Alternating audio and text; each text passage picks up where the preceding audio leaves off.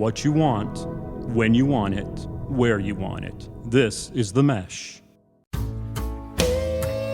In the Carolinas, barbecue is cooked low and slow, and depending on where you are, it could be whole hog with Eastern-style vinegar, pork shoulder with Western Lexington sauce, or smoked pork with mustard sauce and barbecue hash.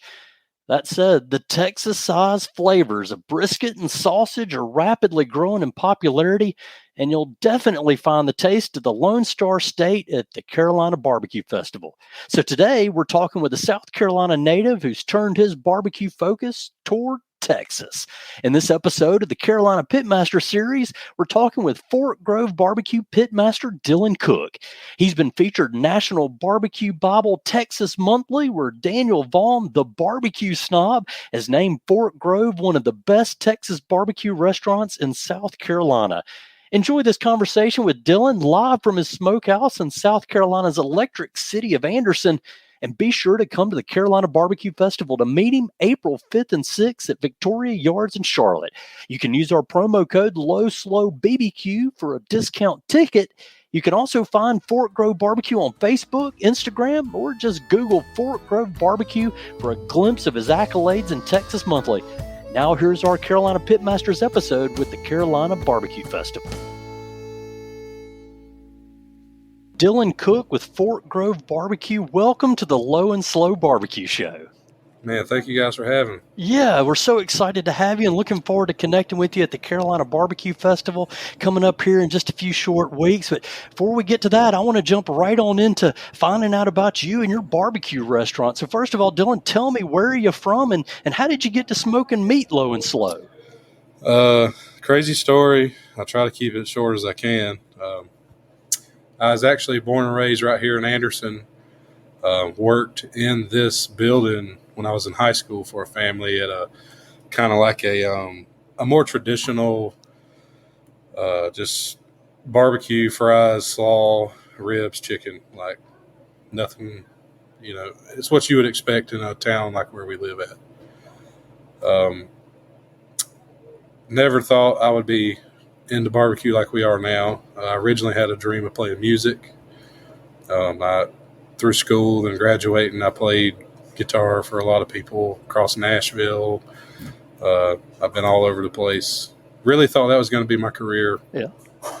And when COVID happened, music stopped, and my wife had bought me a big green egg, and I just started doing a little bit of toying around with stuff I used to cook out here at that time, and stumbled across there's a video 24 hours at Franklin Barbecue on YouTube, and that's just still, I still watch it all the time. Yeah. But I was just completely blown away. People line up and, it's just this whole culture of barbecue like I'd never seen. So that was intriguing, which led me in that direction of wood-fired barbecue and just really Texas-inspired stuff. And my passion for that just grew with the big green egg, because at the time that's all I had. But we, after COVID got really strong, my idea with cooking was I was going to try and bootleg barbecue from my house, because all restaurants were closed. And I was like, hey, this will help people out and, just see what reactions are. First week I posted on Facebook, not knowing it was illegal, but we sold like a ton of food. And I was like, well, this is pretty cool. So kept progressing. Probably 6 months after that, my dad and I built my first offset. It was a 250 gallon. And man, we were like, this is the biggest smoker we've ever seen. This is crazy. Well, fast forward another year and a half, I'm still bootlegging, like working all day, cooking all night, selling on Saturdays. It just kept growing. I started meeting a lot of really cool people in the area. Then I don't remember what year it was, but Tay Nelson, who owns Bobby's Barbecue in Fountain Inn, he had become a good buddy of mine and been really nice to me, kind of showed me some ins and outs. And we took a trip up to Peachland, North Carolina. Oh yeah. About 40 miles east of Charlotte. To Yeah, John G's. Yeah. Boy, let me tell you. I remember that day so like vivid that I'd never met Garen before that. And we went in, he gave us the royal treatment, and we had these giant plates of food. And I can remember sitting with Tay after we took pictures, of course, taking a bite of every single protein side. I mean, you name it. And I literally could not believe, like I'd never been somewhere and had food like that literally gave me a spiritual experience. So I remember getting home that night, talking to my wife. I was like, this is, I thought we were doing all right, but like, we don't have a clue what we're doing. Like I just saw Jesus at a barbecue place. Like that's just kind of how it felt. So then that put me in gear to really tighten up, and our food started getting better. And I ended up outgrowing the 250.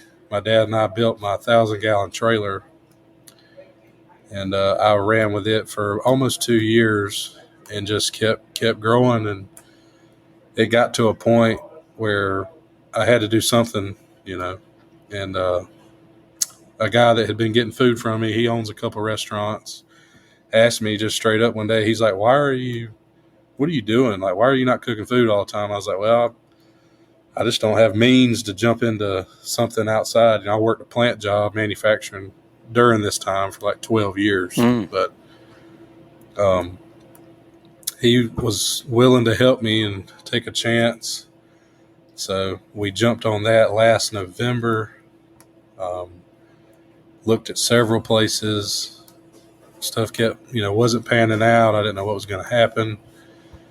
And we bought 2,000 gallons from Pig Iron Patina out of Texas because I knew I needed the space. Well, we finally found this building came available, which my house is 4 minutes away, which is crazy, but we got all that lined up. And then I was like, man, I don't think 2 smokers are going to be enough. Like I'd rather have extra space, if we need catering, cause I didn't know, man, this was all new. Yeah. We were fixing to go from 60 miles an hour to 200 miles an hour. And we called the guy, Kyle at Pig Iron, and he built me 2 more thousands and delivered them. So I had 4,000 gallons when we opened. I got the place in April. We had a grand opening in May. And brother, I don't know how else to tell you, I never dreamed that we would be as busy as we've been since. Just really humbling. The community has completely just crushed us.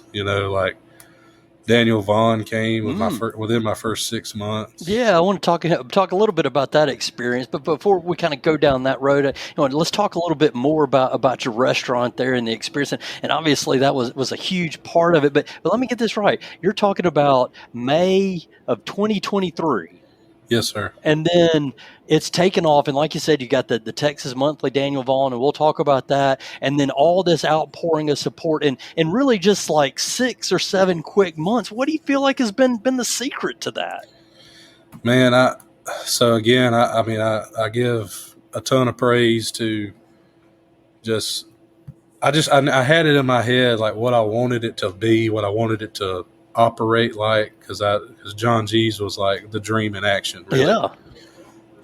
And Garrett and I, since then, that's been 3, 4, I don't know how many years now, but we've become really close friends. And I kind of felt like people around here, so nobody understands a deli style line at a barbecue place, especially in our region. It's just not something normal. So you kind of have to give and take in some areas.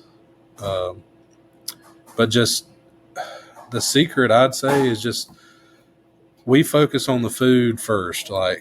Sometimes it's not always the cheapest thing. A lot of people get bent up on food cost and, which I understand, business is numbers, and that's something I'm learning more about every day. But I just know that if we can execute the same every time, every day, try to put the best food we know how to make out, on top of when people come in to order it, just give them an experience. Like, you know, in high school, you're dating a girl, you go to her grandma's house. There's two ways to go about it. You sit down and say, "Hey, grandma, how you doing? It's good to meet you. My name's Dylan." Or you go in and you sit on your phone, and you know, there's night and day. So Yeah.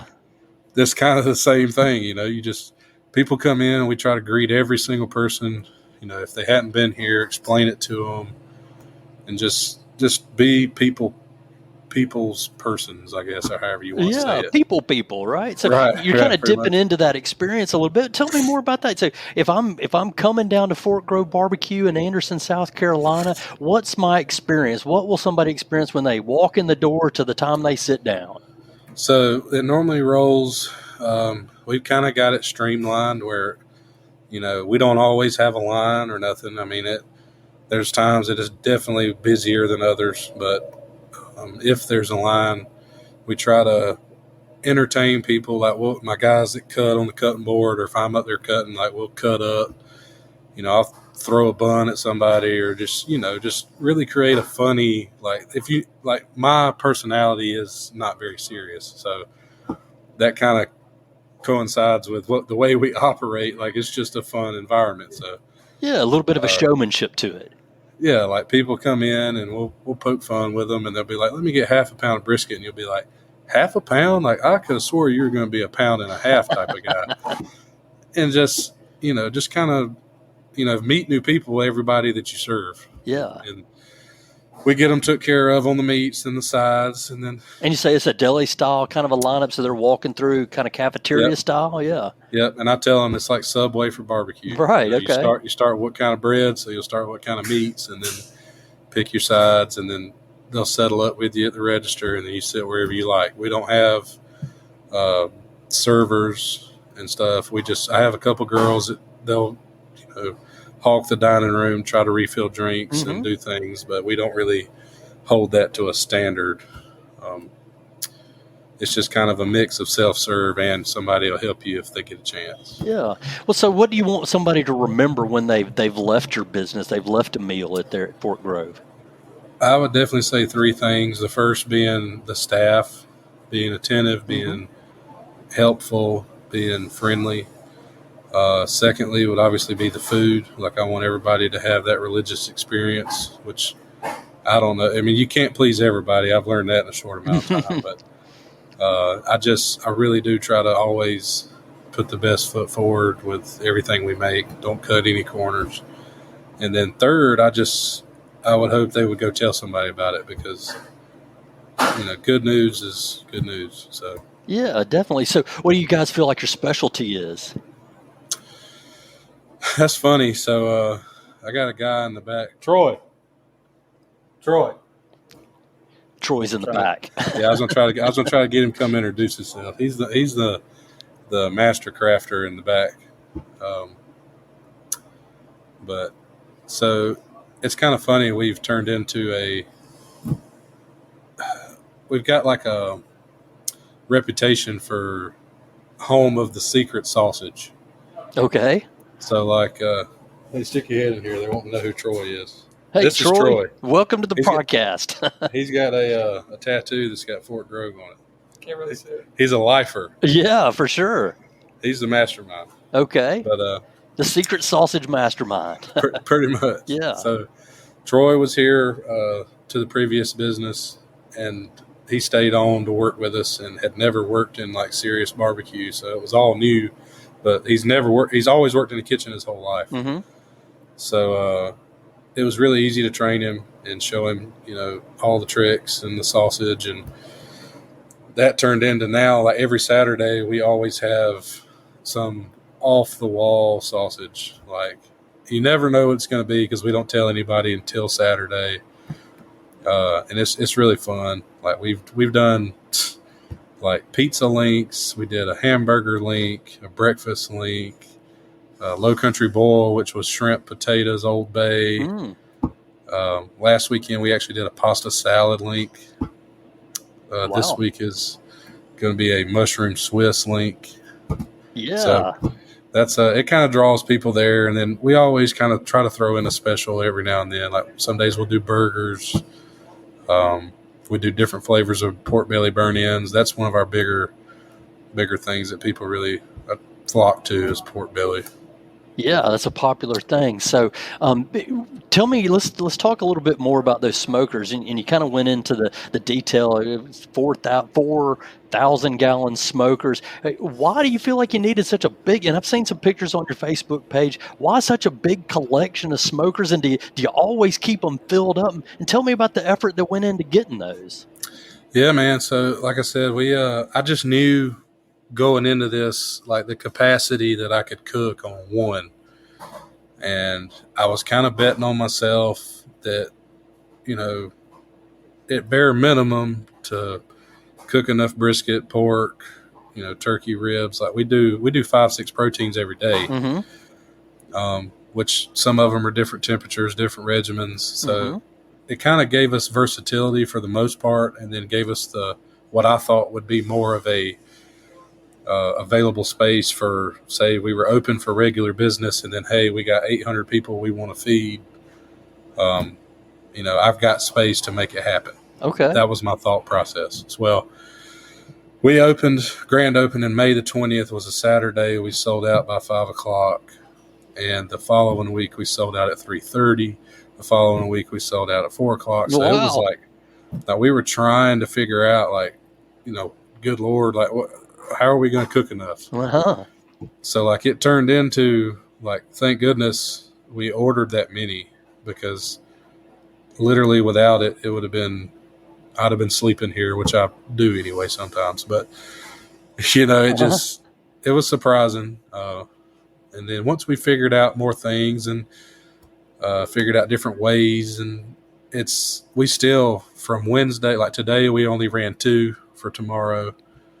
But tomorrow morning, we'll have 4 smokers running. We'll have sausage on one, chicken ribs on the other, all brisket on one, and then all pork and turkey and pork belly on the other. Okay. What kind of wood are you using? Is it the same in all of them, or you mix it up depending on the meat? So I did have an awesome supply of post oak that we were rolling with for almost a year, which is like gold around here because it's not native to our region. That's true Texas stuff. You got to go to Texas to get it, right? So the guys that I've been getting wood with since day one, they had a lot of it, and unfortunately I had burnt through it, and they don't, it's just not very common, obviously. So we actually had we switched over to hickory. I don't remember. It hadn't been too long ago, but I mean, hickory's abundant, and it's pretty efficient with the way we cook because it burns hotter. And those smokers actually have a patented insulated bottom, which no other offset on the market has. So once they heat up, they sustain a lot of heat really well, especially when it's cold. Yeah.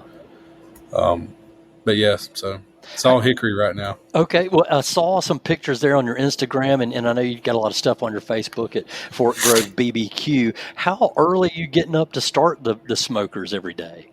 3 a.m. And is that you every day? You showing up at 3 a.m. to fill the mouth with wood and fire? It is right now. We've had a couple guys do it, and just didn't pan out. So I mean, it's not easy work. You kind of have to be a little crazy, to be honest. But, I understand. Well, you talked about a lot of great things there that you've got on the menu, the secret sausage and the burn ends. What do you feel like is the fan favorite that's on the menu? What do people order the most? Brisket is really close to number one. Secondly would be the burn ends. And then, I mean, it's really all pretty close as far as like core proteins go. It really depends on the day. Like sometimes we'll have a heavy day on ribs, and then the next day, like last Saturday, we sold out a brisket at 3:00. Like I was like, well, we got 5 hours and no brisket, and then we ended up running out at 5 this weekend. So, there's worse positions to be in, right? Than having to sell out.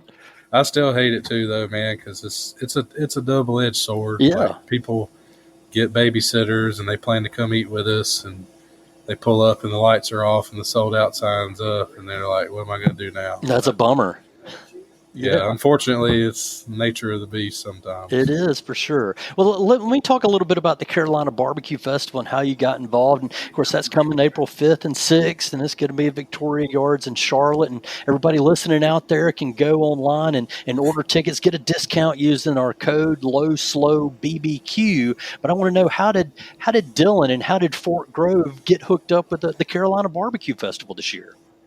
So last year, Garen was down a guy, and he was like, "Man, I could use some help." And I was like, "Well, heck, we get done Saturday.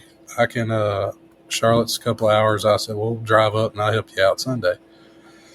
So we did, and it was a good time, and got everything knocked out. So fast forward to this past September, we had Euphoria Greenville. And we got set up, and directly to my right was good old Lou Don from Sweet Lou's. Yeah. And we had a good time and connected pretty well. I mean, we knew each other, through the barbecue community. But he reached out to me, I don't know, it was months back, about, "Hey, man, let's get you on Carolina Barbecue Festival." And I was like, "Shoot, yeah." He's like, "Of course you're going to do pork belly." Like, didn't give me an option there. That's my thing. So we know it's on the menu. It's going to be pork belly from Fort Grove. Yeah, probably, most likely. Okay, cool. Well, so, the Carolina Barbecue Festival, it supports a few charities, Barbecue for Cause mission, and among those is the Operation Barbecue Relief. What does it mean to you to support those charities, and in particular, one that kind of helps out your brothers in the barbecue business when maybe they need a hand up? Yeah. Man, that's what it's all about, really. It's people that need a helping hand. Like, barbecue's not easy. I don't care which way you go about it. Charity part, it's great. I got into this business for those reasons, like people that love to eat good food and have a good time around it. It's just that's what it's all about. Yeah, well, like you said, it's hard. It takes a special person, a lot of heat, a lot of fire, a lot of work to get it done every day. Hey everybody, John Reep here, and I'm with Lauren Weaver of the Hickory Smokehouse, and we have partnered up and we have come up with what we think is the best barbecue sauce in the world.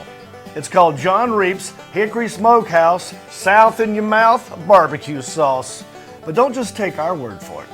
Listen to what other chefs are saying.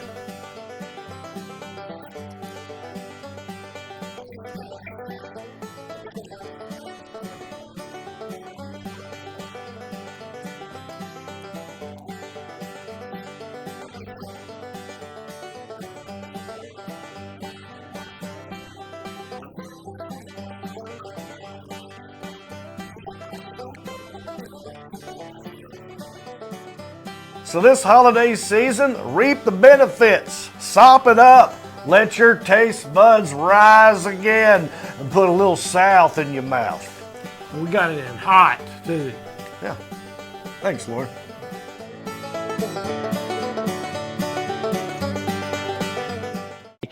Tell me, are you participating in other festivals since you've kind of gotten things up and going? You mentioned the one in Greenville. Oh yeah, we this year's going to be a doozy. So we got Charleston Wine and Food coming up. It's in March. And then it'll be Carolina Barbecue Festival. Then I think the weekend after Carolina Barbecue Festival, we've got Southern Roots and Traveler's Rest, which is pretty close to here. Then we settled down. Jake Wood from Lawrence Barbecue put me on something with him. I got a date. I'm not sure what it is, but that's in May. And we should be set until about September for Euphoria again. And then I'm hoping to make it down to Firebox on the Bluff with the guys from Southern Soul, Griffin Buffkin, Mark Chan, all them guys. Yeah. They're great. They're hilarious. That sounds like a full calendar. And you're in Anderson, and you've got these big 1,000-gallon smokers. Tell me about the preparation that goes into making a trip to one of these festivals. Now, Greenville's a little bit closer to Anderson, but Charlotte's kind of a haul, and Charleston's a pretty good drive too. So, what all goes into prepping, and what all do you take with you to show up at these festivals? We got it pretty streamlined as far as how to go about it. Our food service, we are a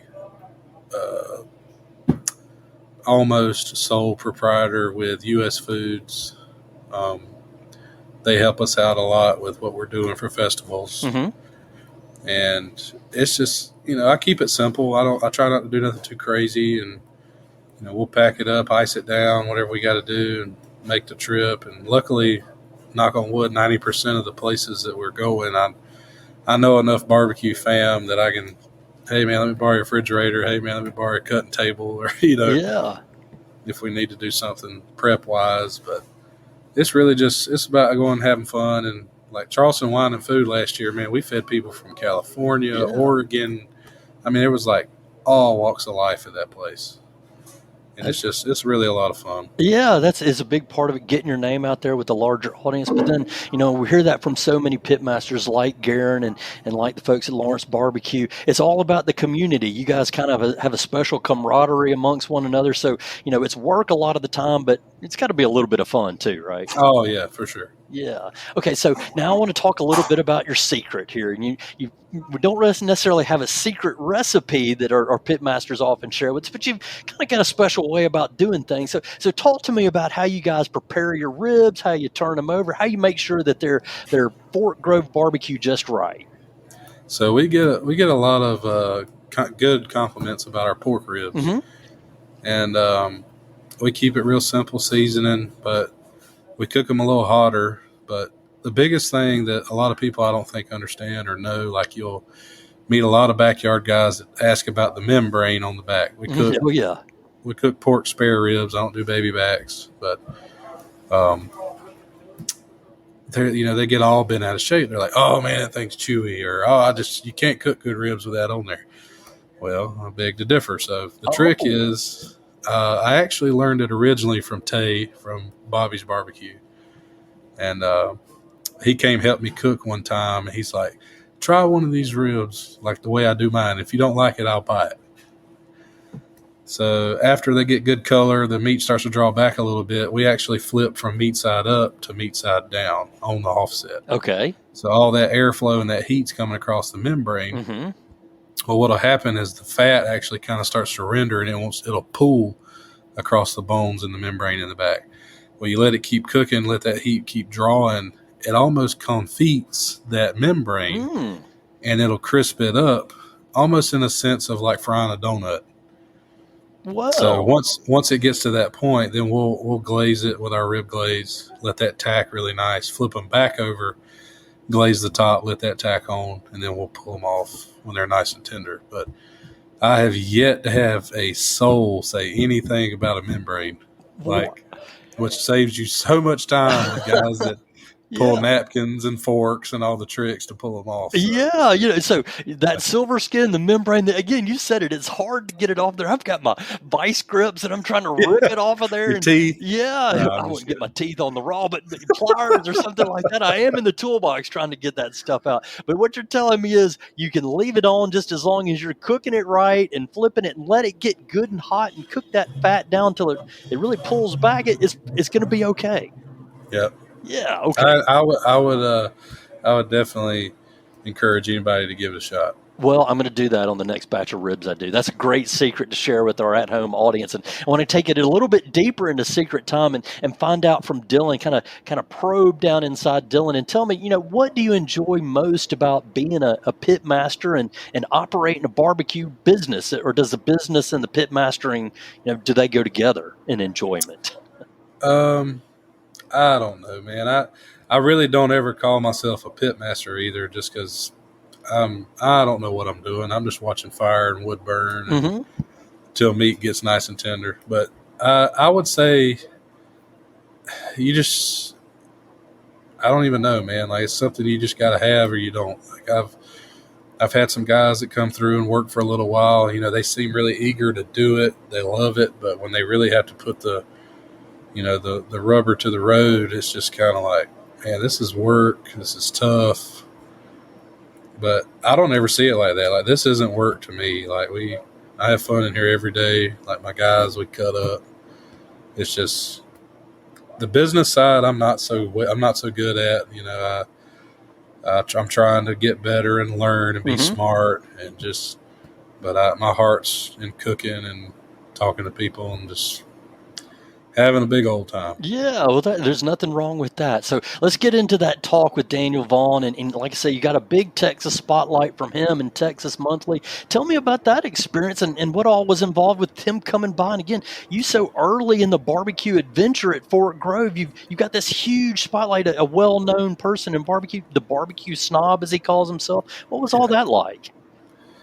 So, man, like another fangirl moment. I remember when Garen got his first visit from Snob, and it was like the craziest thing. Like I can remember where I was at, what I was doing when he called me, and we just nerded out. You know, I was like, man, this is it. This is Super Bowl barbecue. Yeah, for sure.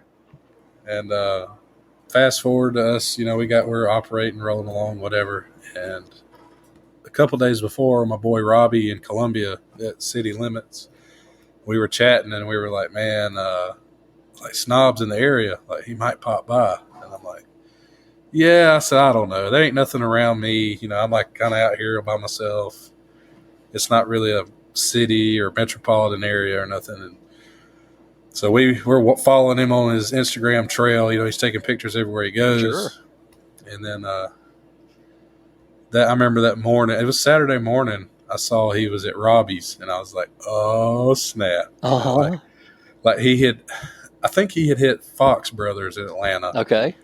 And then the next post I saw, he was actually at Bobby's in Lewis, and they're both in Greenville, which is about 35 minutes north of me. So I thought, well, heck, maybe he passed on by, you know, whatever. Then Saturday he was in Columbia, so that's when I was kind of really just like, okay, well, maybe next time, you know. I'm happy for Robbie. This is going to be cool. Whatever. Yeah. So that morning, my other buddy from Midland, Rod Scott, he does Scott's A1 barbecue. Really good buddy of mine. We talk all the time. He's helped me with some stuff through the years. And he texted me. He's like, you'll never guess who I'm standing next to in line. And I'm like, shut up. Like, no, you're not. And he, long story short, they ended up getting talking to each other, and they sat down and ate together at Robbie's. And Rod actually asked him, he's like, man, you didn't stop at Fort Grove coming this way. He's like, I thought they were only open on Saturdays. And Rod's like, no, man, he's open 3 days a week. And I messaged Daniel Vaughn and was like, hey, man, you know, check you next time. Yeah. You know, just if you stop by, it'd be cool, you know. Well, the next thing I know, Daniel Vaughn sent me a message on Instagram back and says, I'll be there in 2 hours. Save me brisket, ribs, turkey, sausage, and yada, yada, yada. Yeah. And I was like, I didn't know what to do. I was like, oh, boy. You know, I was psyched out of my mind. Well, at least he gave you a warning to come and save something for him, right? I know it. Like, and the crazy thing is, like, you know, he's notorious about going places and people don't recognize him. He slides in, slides out, don't talk to anybody, which, you know, it is what it is. I'm thankful either way, but I really had that realization too. I'm like, you know, I'm not going to sugarcoat anything. I'm going to be here when he walks in. I'll cut him what he asks for. And I want him to get the real deal. So yeah, I can remember standing there and he walked in, and I was almost shaking, you know. I was like, man, this is wild. Yeah. And I cut him a tray, and the brisket I was not happy with. But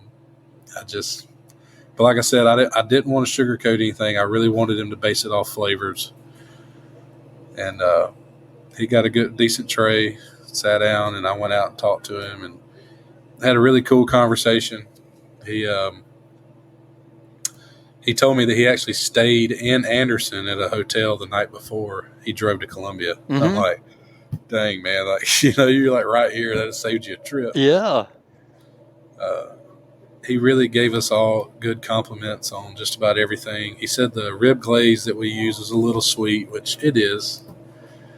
And like I said, I was just stoked that he was even here. You know, like I had a picture with Daniel Vaughn. Like that that's it for me. Like I was burnt the rest of the day. So we go out to the smokehouse and we talked a little bit more, and he, chatted about some stuff. He's like, well, I got to get on back down. I'm going to Charleston. I was like, all right, man, I really appreciate it. And the last thing he told me, he's like, I'll reach out to you in a week or so. He said, people need to know about this place. I'm going to do an article on you. And I was like, then I was really burnt. Like I was like, we can just close right now, go home. I don't care about nothing else today. It's not going to get any better. Nah, man. So yeah. So and he's got you in a couple of different things I've seen from looking out on Texas Monthly, and one of those is sort of the best Texas barbecue in Georgia and South Carolina. That's a huge spotlight. What kind of attention, or how do you feel like that attention's affected your business, or has it affected it since then? Man, so right after that, we had several people that were actually like Texas natives that actually live in our area come by and say, man, I saw you on Texas Monthly, and, that's got to mean something. And they love the food. Yeah.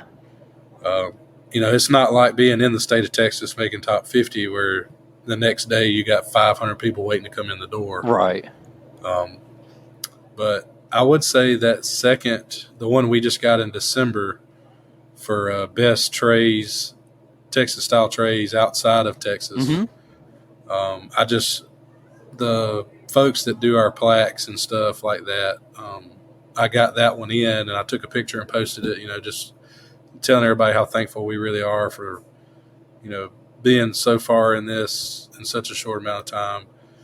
Well, that post, went nuts, and it, broke the internet, basically. And I really think that contributed to this past weekend of us selling out at 5 o'clock, because it's the third week of January. Most people in our area tell you that this is tough times. You got to be smart. It's not going to be as busy. But brother, we hadn't missed a lick. It's been just as busy as any other week. So yeah, well, that's great, fantastic. So let me ask you: here, you're in South Carolina, but in the Carolinas, why are you making Texas barbecue? That it all stems back to just what I really got infatuated with, and just the whole vibe and the way it goes.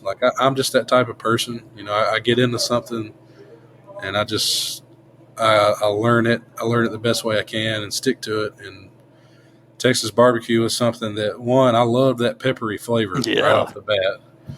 And then when I really kind of started learning more about the cooking side and the history of it, and just the whole culture, it was just what I loved. And once I let people try it and got that response that people really were like, wow, and there's nobody else around doing it, I was like, well, this is kind of what I want to do. Yeah, that's a big part of it. Nobody else around is doing it. Obviously, you can go to Peachland, and now there's some more people kind of getting on that train, but you're kind of one of a kind in South Carolina. Yeah, I mean, we're my buddy in Charleston, Hector Garate, he runs Palmyra Barbecue. He'll tell you, he's like, man, he gets all tied up, and he'll say, he's like, we're a part of an era, which is, I kind of feel is true, he's really bridged a gap from Texas to South Carolina lately. And, this is just, it's kind of like history happening. There never will be another first Texas barbecue place in Anderson, because we got that title, it's crazy to think about like that. But at the end of the day, we just in it to make people smile and pump out good barbecue. Yeah. So what do you feel like is the biggest lesson that you've learned all along this way? You don't know people like you think you know people. Oh, how so? It's just wild, man. People support you, or say they do, and then you start making waves, and they start putting buoys out in the water, Gotcha. It's just it's crazy. But I've also learned that you can't let the internet decide what kind of day you had. That's something pretty strong. Yeah. These internet warriors that they come in and we don't have French fries, and they leave us a 1-star review for something stupid like that. Hey, sorry, brother. Is what it is. You can't let that get you down. There's so much of that vitriol and hate out there. You do what you got to do without worrying about anybody else out there. That's it. Yeah, that's a good lesson to learn for sure. What do you feel like the best thing you've ever made is? Best thing I've ever made? Shoot, man, I don't know. I I feel like we always try to keep pushing the envelope, making something good. And I don't know. Those secret sausages sound pretty good. They're up there. We always try to make them as unique as we can. Shoot, man, I don't know. It's hard to say, really. That's all right. Well, tell me about this. Who do you turn to when you need barbecue advice? You mentioned Garen at John G's. Yeah, Anybody in particular? Most of the time, Garen. Yeah. Garen, my buddy Robbie, City Limits. That's really about it. We kind of keep it between us three most of the time. That's some good company to keep. So, and you're already kind of laying the groundwork there, but what is your favorite barbecue restaurant? Don't tell Robbie, but John G's is my favorite. Okay. Hey, nothing wrong with that. I try to make it up there at least once a year, especially now we're so busy. But yeah, man, I swear it gets better every time I go. And the kolaches they do now, oh my gosh, is out of this world. Yeah, good stuff. I've been hearing a lot about that. I got to make the trip myself. So tell me, we're gonna take it into the low and slow showdown here and kind of wrap up our podcast today, but with some quick hitters. So get ready for that. We're gonna jump into it. And first of all, I guess tell me what if you're cooking it up, do you want gas, charcoal, pellets, or wood? Wood's the only way. You can't make barbecue without wood. And if you had your choice, what's the wood you want to use? Oak or hickory. Pecan if it was readily available, but yeah, I would bet most people wouldn't be able to tell the difference. Really? So what is it about the oak and specifically the post oak that maybe makes it stand out for you? So post oak has this kind of just sweeter, almost cake sort of aroma that'll come out of it, and the way the coals burn down, they stay pretty chunky. So as long as you don't get in there and chop around on your fire, like it'll just build a lot of heat and stay residual. Hickory kind of likes to toenail where it makes smaller coals, but it burns hotter, so it's kind of a give and take there. But yeah, and the pecan's a little smoother than everything, I think. Oh yeah, I love the smell of pecan. Like that's just probably my favorite. Yeah, definitely. That's cool. So pork, beef, chicken, or something else? I'm a beef guy, man. I mean, brisket's got my heart. I spend a lot of time with it, so she's my girlfriend, I guess. So what is the best state in these United States for barbecue? There are no wrong answers. I can't put my finger on that one. There's a lot of good barbecue all the way across. Come on, you got to pick one. Shoot, man. I mean, I've been eating. I don't know. I can't. That's lightning might strike me if I say something wrong. Don't forget, we're in the Low and Slow Barbecue Show in North Carolina, so we're going to go ahead and let that be your default answer today. And with that, what is your favorite Carolina barbecue style? Eastern, Western, Lexington, or that South Carolina mustard stuff? Man, I have a special place in my heart for all of it. Yeah. But I will say, again, Garen did a direct heat shoulder with the chopped crackling, that good old vinegar, Texas Pete kind of spicy finishing sauce. Yeah. With like red slaw. That's just can't beat that. My mouth's watering just thinking about it. Eastern is, yeah. Yeah, I mean it's really special. Good. So do you want to have sauce? Is it better with or without? Sauce. I'm honestly, like, for pork, I am a sauce guy. Other meats like brisket, I'd smack somebody if I seen them put sauce on it. But good. It's just to each his own, I guess. Yeah, nothing wrong with that. So, but this is important. Last one: is barbecue a verb or a noun? I would definitely say it is a verb. And that, my friends, is the lowdown from the Pitmaster at Fork Grove Barbecue, Dylan Cooke. Dylan, thanks so much for being with us on the Low and Slow Barbecue Show. Thank y'all, man. I appreciate it. Yeah, definitely. You've been listening to the Low and Slow Barbecue Show on the Mesh.tv network of podcasts.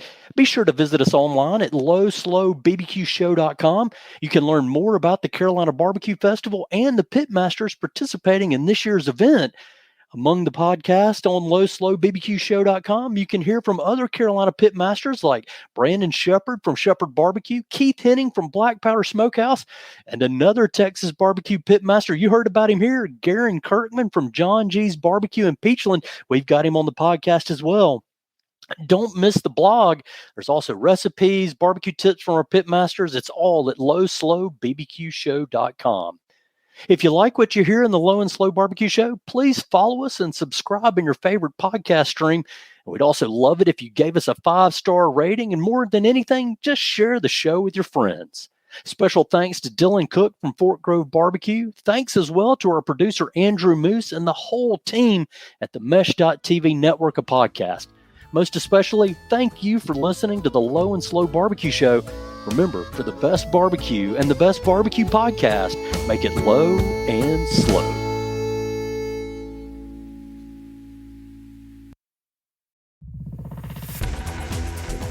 You've been listening to The Mesh, an online media network of shows and programs ranging from business to arts, sports to entertainment, music to community.